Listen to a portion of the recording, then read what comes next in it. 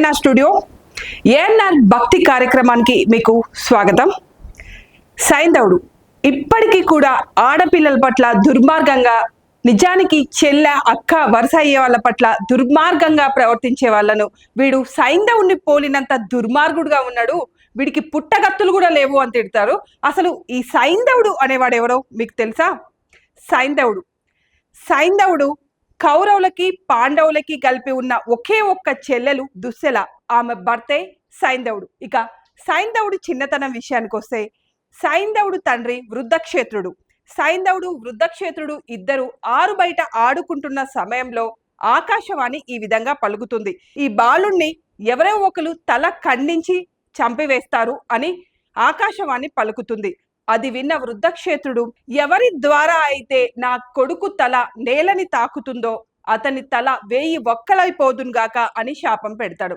ఇక కాలం గడుస్తూ ఉంటుంది. సైంధవుడు అనేక యుద్ధ విద్యల్లో ఆరితేరుతాడు. కానీ దుర్మార్గుడు సైంధవుడికి స్త్రీలంటే అమితమైన మోహం ఉంటుంది. ఆ విధంగా పెద్దవాడైన తర్వాత సైంధవుడు పాండవులకి కౌరవులకి కలిపి ఉన్న ఒకే ఒక్క చెల్లెలు, కౌరవ వంశానికి సంబంధించి 100 మంది కౌరవులతో ఒకే ఒక ఆడపిల్ల పుడుతుంది, ఆమె దుశ్శల. ఆమె భర్త అవుతాడు సైంధవుడు. ఇక కౌరవులకి ఇంటలుడు అవడంతో సైంధవుడి కండకావరం ఇంకా పెరిగిపోతుంది.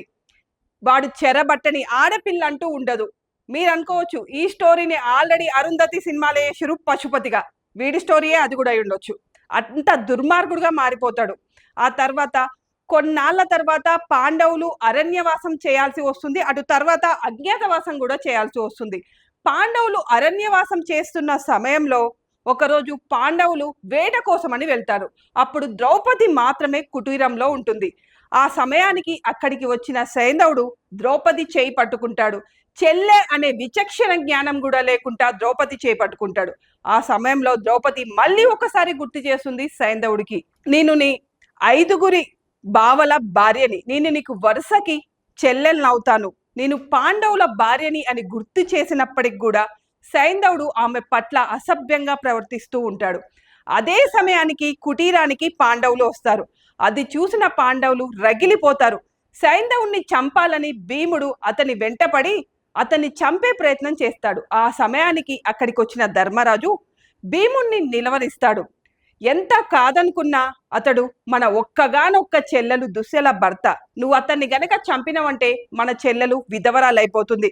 ఒక అన్నలుగా మనం చెల్లెలకి ఇస్తున్న వరం ఇదా, సైంధవుణ్ణి మనం చంపొద్దు, కానీ ఇంకొక ఆడపిల్ల పట్ల ఈ విధంగా ప్రవర్తించకుండా ఉండేలా సైంధవునికి బుద్ధి చెబుతామని చెప్పి అతనికి సగం మీసం తీసేస్తారు, సగం గుండు కొట్టి అవమానపరిచి అక్కడి నుంచి పంపిస్తారు.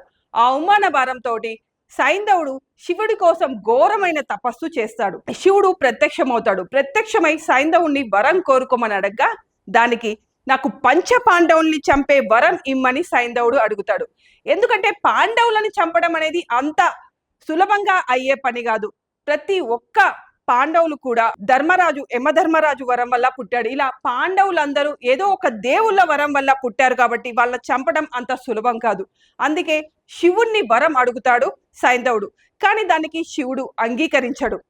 ఇంకా ఏమైనా వరం కోరుకోమనగా పాండవులందరినీ ఒక్క రోజు నిలువరించే వరమైనా ఇవ్వమని సైంధవుడు అడుగుతాడు. దానికి శివుడు కేవలం అర్జునుడిని తప్ప మిగతా 4 పాండవుల్ని ఒక్కరోజు నిలువరించేలా వరం ఇస్తాడు సైంధవుడికి. ఇక మహాభారత యుద్ధం అనేది మొదలవుతుంది. ఆ యుద్ధం మొదలైన సమయంలో పాండవులు వీరోచితంగా పోరాడుతూ కౌరవుల సైన్యాన్ని అంతటినీ చెల్లా చెదురు చేస్తూ ఉంటారు.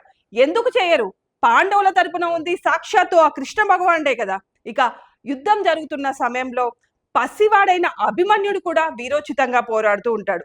ఆ సమయంలో సైంధవుడికి తనకున్న వరం గుర్తొస్తుంది. వెంటనే కౌరవులకు వెళ్ళి పాండవుల 4 ఒకరోజు నిలువరించే వరం నాకుంది, ఈ వరం వల్ల మనం పాండవులని మట్టుబెట్టవచ్చు అని చెప్పి కౌరవులకు చెప్తాడు. వెంటనే అమలు పరచడం మొదలు పెడతారు. పద్మ వ్యూహాన్ని రచిస్తారు. ఆ పద్మ వ్యూహం రచించే సమయానికి అర్జునుణ్ణి అక్కడి నుంచి కౌరవ సేన తీసుకొని పోతారు. ఇక పద్మ వ్యూహంలోకి వెళ్ళడం కేవలం అర్జునుడికి, శ్రీకృష్ణుడికి, అభిమన్యుడికి మాత్రమే తెలుసు. కానీ అభిమన్యుడికి పద్మవ్యూహంలోంచి బయటికి రావడం తెలియదు, లోపలికి వెళ్ళడం ఒక్కటే తెలుసు. పద్మవ్యూహాన్ని రచించిన సమయంలో అక్కడ అర్జునుడు ఉండడు, ఇక శ్రీకృష్ణుడు ఉండడు. ఎందుకంటే శ్రీకృష్ణుడు అర్జునుడి రథసారథి కాబట్టి. కేవలం అభిమన్యుడు మాత్రమే ఉంటాడు కాబట్టి పాండవులు వెంటనే పద్మవ్యూహంలోకి వెళ్ళడం గురించి అభిమన్యుడు అడిగినప్పుడు అభిమన్యుడు నాకు కేవలం పద్మవ్యూహంలోకి వెళ్ళడం మాత్రమే వచ్చు, బయటికి రావడం రాదు అని చెప్పగా దానికి పాండవులు మేము నీకు సహాయం చేస్తాం, అందరం కలిసి పద్మవ్యూహంలోకి వెళ్ళి అక్కడున్న శత్రువులని మట్టు పెడదామని చెప్తారు. దానికి అంగీకరించిన అభిమన్యుడు పాండవుల నలుగురితో కలిసి ఆ పద్మవ్యూహంలో అడుగు పెడతాడు. ఆ సమయంలో సైంధవుడు తనకున్న వరాన్ని ఉపయోగించుకొని మిగిలిన నలుగురు పాండవులని పద్మవ్యూహం బయటనే నిలవరిస్తాడు. కేవలం అభిమన్యుని మాత్రమే పద్మవ్యూహంలోకి రాణించి ఘోరాతి ఘోరంగా చిన్న పిల్లాడని కూడా చూడకుండా అతిరథ మహారథుల సమక్షంలో వాళ్ళు చూస్తుండగానే చిత్రహింసలకు గురి చేసి అభిమన్యుణ్ణి చంపివేస్తాడు. ఇక వేరే వైపు కౌరవ సేనతో యుద్ధం చేస్తున్న అర్జునుడికి ఆ విషయం తెలుస్తుంది. వెంటనే అర్జునుడు కోపోద్రిక్తుడై పసి పిల్లవాడని కూడా చూడకుండా సైంధవుడు నా కొడుకు చావుకి కారణమవుతాడా, రేపు సూర్యాస్తమయంలోగా నేను ఆ సైంధవుణ్ణి మట్టు పెడతాను, లేదా సూర్యాస్తమం సమయానికి సైంధవుడు మరణించకపోతే స్వచ్ఛందంగా నేనే ఆత్మహత్య చేసుకుంటా అని చెప్పి అర్జునుడు ప్రతిజ్ఞ బూడుతాడు. ఆ విషయం విన్న కౌరవులు ఎంతో ఆనందంకు గురవుతారు. రేపు సూర్యాస్తమయం వరకు మనం సైంధవుణ్ణి కాపాడుకుంటే అర్జునుడు తనంతట తానే మరణిస్తాడు. అర్జునుడు మరణిస్తే ఇక మహాభారత యుద్ధం అనేదే ఉండదు, పాండవులు కూడా వాళ్ళంతట వాళ్ళే పోతారు. అందుకోసమని సైంధవుణ్ణి కాపాడుకుందామని ఆలోచన చేస్తారు. అది విన్న సైంధవుడు మాత్రం గడగడా వణుకుతుంటాడు. అర్జునుడు ప్రతిజ్ఞ చేశాడంటే ఇక నాకు నూకలు చెల్లినట్టే అని. అప్పుడు కౌరవులందరూ సైంధవుడి దగ్గరికి వచ్చి సైంధవుడికి ధైర్యం చెప్తారు.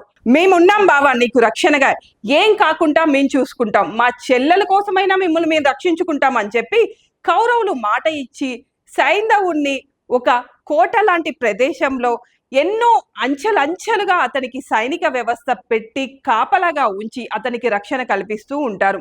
మరుసటి రోజు రానే వస్తుంది. పాండవులు అర్జునుడు ఎంతమంది సైన్యాన్ని చంపుకుంటూ పోయినా సరే సైంధవుడి దగ్గరికి మాత్రం చేరుకోలేకపోతా ఉంటారు. అప్పుడు శ్రీకృష్ణుడు ఇలా అయితే సంధ్యా సమయం అయినప్పటికి కూడా సైంధవుడిని మట్టు పెట్టడం అనేది అర్జునుడి వల్ల కాదు, అలా గనక జరగకపోతే అర్జునుడు మరణిస్తాడు. దీనికి తరుణోపాయం ఏంటి అని ఆలోచించిన శ్రీకృష్ణుడికి వెంటనే ఉపాయం వస్తుంది. తన సుదర్శన చక్రాన్ని సూర్యుడికి అడ్డుగా వేసి సంధ్యా సమయం అయ్యేలాగా చేస్తాడు శ్రీకృష్ణుడు. చీకట్లు అలుముకోవడంతో సంధ్యా సమయం అయిందనుకోని గుహలోపల ఉన్న కోట లోపల ఉన్న సైంధవుడు ఆనందంతో బయటికి వస్తాడు. నేను బ్రతికిపోయాను, అర్జునుడు స్వచ్ఛందంగా మరణిస్తాడు అని ఆనందంతో బయటికి వస్తాడు. బయటికి వచ్చి ఆనందంతో గెంతుతూ ఉంటాడు. అది చూడగానే శ్రీకృష్ణుడు తాను సూర్యుడికి అడ్డుగా వేసిన సుదర్శన చక్రాన్ని వెనక్కి తీసుకుంటాడు. వెంటనే సైంధవుని చూడగానే అర్జునుడు తన బాణాన్ని వేస్తాడు. బాణం దాటికి సైంధవుడి తల విరుగుతుంది. కానీ వెంటనే శ్రీకృష్ణుడు అర్జునుడికి ఒక సూచన ఇస్తాడు. బావా, సైంధవుడి తల నేలను తాకవద్దు, ఆకాశంలో ఎగురుతూ బంతులాడుకుంటూ యుద్ధం ముగిసే వరకు, ఈరోజు సంధ్యా సమయం వరకు అలాగే బంతులాడుకుంటూ ఉండు, పక్క నుంచి యుద్ధం చేస్తూ అని శ్రీకృష్ణుడు అర్జునుడికి సలహా ఇస్తాడు. శ్రీకృష్ణుడు చెప్పిన విధంగానే సైంధవుడి తల నేలకి తగలకుండా అర్జునుడు గాల్లోనే బంతులాడుకుంటూ మరో పక్క యుద్ధం చేస్తూ ఉంటాడు. ఆ విధంగా సంధ్యా సమయం అయిన తర్వాత యుద్ధం ముగుస్తుంది. ఇక సైంధవుడి తండ్రి కొండ మీద కూర్చొని తపస్సు చేసుకుంటూ ఉంటాడు. అతడి ఒళ్ళో పడేలాగా కొట్టమని శ్రీకృష్ణుడు చెప్తాడు. వెంటనే అర్జునుడు ఆ విధంగానే చేస్తాడు. సైంధవుడి తండ్రి అయిన వృద్ధక్షేత్రుడు తన వడిలో ఏదో పడింది అని హఠాత్తుగా లేచి నించుంటాడు. ఆ విధంగా సైంధవుడి తండ్రి తల 1000 ఒక్కలైపోతుంది. తాను విధించిన శాపానికి తానే గురవుతాడు వృద్ధక్షేత్రుడు. ఆ విధంగా సైంధవుడి వధ కూడా జరుగుతుంది. ఆ విధంగా సైంధవుడి తండ్రి అయిన వృద్ధక్షేత్రుడు తాను విధించిన శాపానికి తానే గురై తన తల 1000 ఒక్కలై మరణిస్తాడు. ఇక సైంధవుడి వధ కూడా అర్జునుడి చేతిలో జరిగిపోతుంది. ఇది ఎప్పుడో మహాభారత సమయంలో జరిగినప్పటికి కూడా ఇప్పటికీ కూడా ఆడపిల్లల విషయంలో, ముఖ్యంగా చెల్లె అక్క అయ్యే వరుస అయ్యే వాళ్ళ విషయంలో దుర్మార్గంగా ప్రవర్తించే వాళ్ళని సైంధవుడు అని పిలవడం ఇప్పటికీ అనాదిగా వస్తూనే ఉంది. ఇక ఇలాంటి సైంధవులు ఈ కలియుగంలో ఇంటింటికి ఒకరున్నారని చెప్పడంలో ఎటువంటి అతిశయోక్తి కూడా లేదు. మీకు ఈ వీడియో కనుక నచ్చినట్లయితే please like, share, subscribe to ANR భక్తి ఛానల్.